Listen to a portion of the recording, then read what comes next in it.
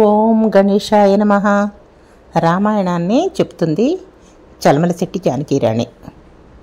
సీతాదేవి రాములు వారు హా సీత హా లక్ష్మణ అంటే తనను తన తమ్ముడినే పిలుస్తున్నారని అపోహలో ఉండి ఏ లక్ష్మణ ఇంకా కథలవేంటి, ఇంకా ఎళ్ళవేంటి, ఎందుకు నువ్వు ఆలస్యం చేస్తున్నావు, ఎళ్లకుండా ఇక్కడే ఉన్నావేంటి, నేను ఈ బాధ భరించలేకపోతున్నా, మీ అన్నగారు ఆపదలో ఉన్నారు, ఇంకా నన్ను చనిపోమంటావా, విషం తాగమంటావా అని నానా రకాలుగా మాట్లాడడం మొదలుపెట్టింది. లక్ష్మణుడు ఆ మాటలు వినలేక, తల్లి నేను అటువంటి వాడిని కాదు, నన్ను భరతుడితో పోలుస్తున్నావా, నేను మీకోసం పర్ణశాల కట్టాను, రోజు గుణపం తీసుకెళ్ళి కందమూలాలు తవ్వి తీసుకొచ్చి మీ ముందు పెడుతున్నాను, మీకు ప్రదర్శనం చేసి నమస్కారం పెడుతున్నాను, నా అన్నావదిన సేవయే నాకు పరమావధిగా భావిస్తున్నాను. ఇన్ని సంవత్సరాలు గడిచిపోయినాయి, 13 ఏళ్ళు గడిచిపోయినాయి, అప్పటికి ఇంకొక సంవత్సరమే ఉంది.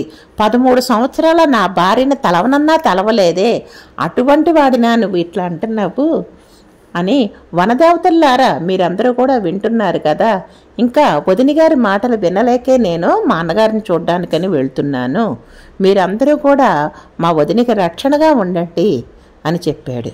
ఎన్ని మాట్లాడుతూ ఉంటావేంటి, నువ్వు తొందరగా వెళ్ళు అని సీత తొందర పెడుతుంది.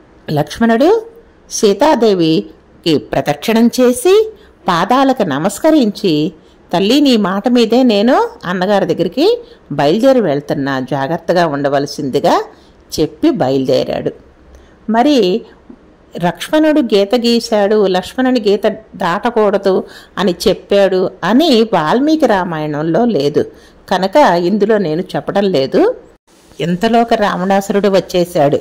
ఏ వేషం వేసుకొచ్చాడు, మునివేషంలాగా వేసుకొచ్చాడు. ఎట్లా ఉన్నాడు, కాషాయ వస్త్రం కట్టుకున్నాడు, దండకమండలాలు పట్టుకొని, ఎలాగంటే ఎప్పుడైతే లక్ష్మణుడు వెళ్ళిపోతాడా అని కాపు కాస్తున్నాడు. లక్ష్మణుడు వెళ్ళిపోయాడు, కనుచూపు మేరలో ఎక్కడా లక్ష్మణుడు కనబడతల్లా, ఇంకా ఒంటరిగా సీతాదేవి ఉంది. ఇంకా అక్కడికి వచ్చేసాడు, సీతమ్మను చూశాడు. సీతాదేవి ఎలా ఉంది, రాములు వారు పిలుస్తున్నారు, ఎట్లా ఉన్నారో అని కడుపు బాదుకొని ఏడుస్తా ఉంది, విలపిస్తా ఉంది. రావణాసురుడు సీతమ్మ దగ్గరికి వచ్చి, సీతమ్మను చూస్తే ఆవిడ జగన్మాత, చాలా అందమైనది, ఆవిడ అమ్మవారిలాగా ఉంది, తనకి తెలియకుండానే ఆవిడని శ్రీ శుభే లక్ష్మి అప్సర వా శుభాననే అని అన్నాడు. అంటే తెలియకుండానే మనం ఎట్లా మాట్లాడతాం, పద్మాసనే పద్మకరే పద్మాక్షి పద్మ సంభవే అని అంటాం కదా అమ్మవారిని, అట్లాగే తనకి తెలియకుండానే ఆవిడని స్తుతించినట్టుగా అన్నాడు. తర్వాత ఆవిడని ఆద్యంతము కూడాను ఆమె అందాన్ని అంగాంగ వర్ణన చేశాడు. చూస్తానికేమో వేషధారి ఎలా ఉన్నాడు, కాషాయంబరధారియే కమండలాలు పట్టుకొని వచ్చాడు. మాట్లాడే మాటలు ఆ తల్లిని పొగుడుతున్నాడా, అంగాంగ వర్ణన చేస్తున్నాడా, ఒక స్త్రీని పరాయి పురుషుడు ఆ విధంగా మాట్లాడడం తప్పు, అట్లాగా మాట్లాడుతున్నాడు. యక్షర కిన్నెర కింపురుషాదులలో కూడా నీ వంటి అందమైన స్త్రీని నేను చూడలా, ఇంత అందమైన దానివి అసలు అరణ్యంలోకి ఎందుకున్నావు అని అడుగుతున్నాడు. ఇటువంటి అడవిలో ఎందుకున్నావు, ఇక్కడ రాక్షసులు కూడా తిరుగుతూ ఉంటారు, ఈ అరణ్యం నుంచి తొందరగా వెళ్ళిపో, ఇక్కడ ఉండవద్దు అని చెప్తున్నాడు. ఇంకా ఏమంటున్నాడో చూడండి, మంచి మంచి హారాలు వేసుకో, మంచి మంచి నగలు వేసుకో, మంచి చీరలు కట్టుకో, అసలు నీ భర్త ఇట్లా ఉండడం ఏంటి, నీకు మంచి భర్త ఉండాలి, ఇంత అందగత్తె కాబట్టి నీకు మంచి భర్త కూడా లభించుంటే బాగుండు అని ఏవేవో ప్రాలాపాలు పేలుతున్నాడు. కానీ సీతాదేవి అవన్నీ వినిపించుకునే పరిస్థితిలో లేదు, ఆవిడ మనసంతా రాముల వారి మీదే ఉంది.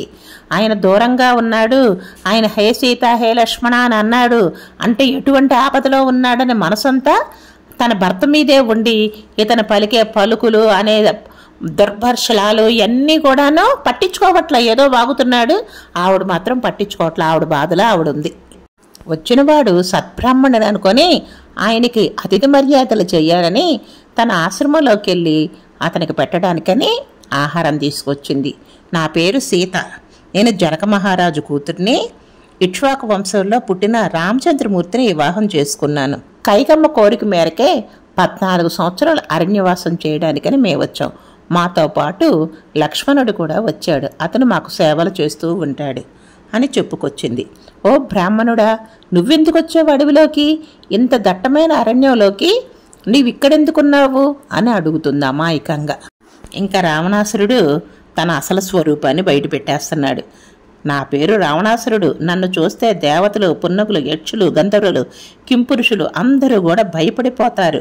నాకు చాలామంది భార్యలున్నారు, కానీ నీ గురించి నేను వచ్చాను. నీ అంత అందమైన భార్య నాకు లేదు, నీ గురించే నేను ఇక్కడికి వచ్చాను అని చెప్పేశాడు. నీవు నా భార్యగా వస్తే సమస్త ఐశ్వర్యాన్ని నీకు తీసుకొచ్చిస్తాను.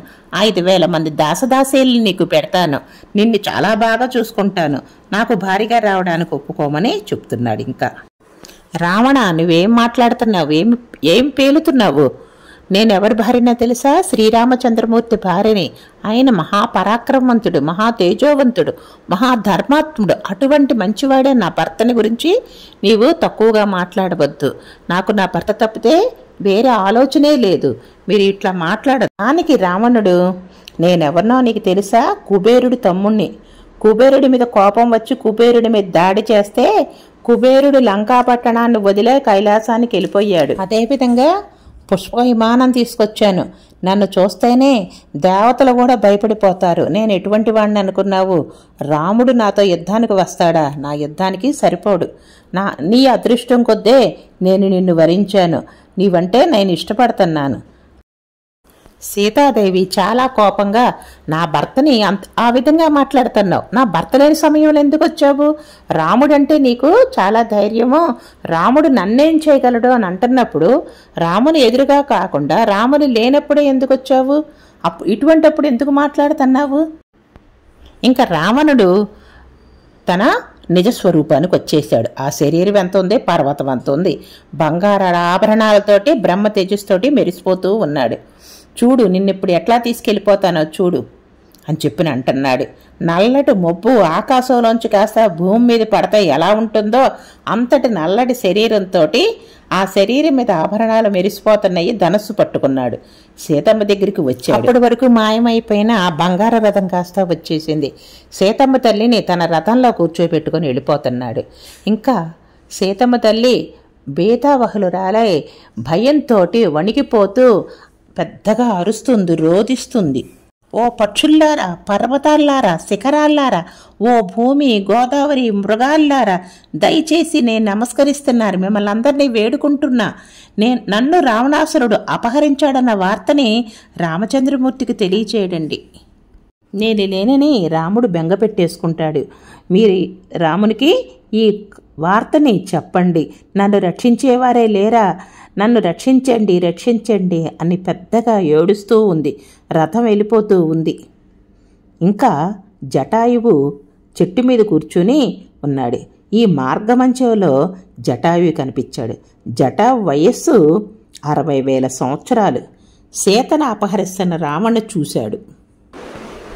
మరి రేపు జటాయువు గురించి చెప్పుకుందాం.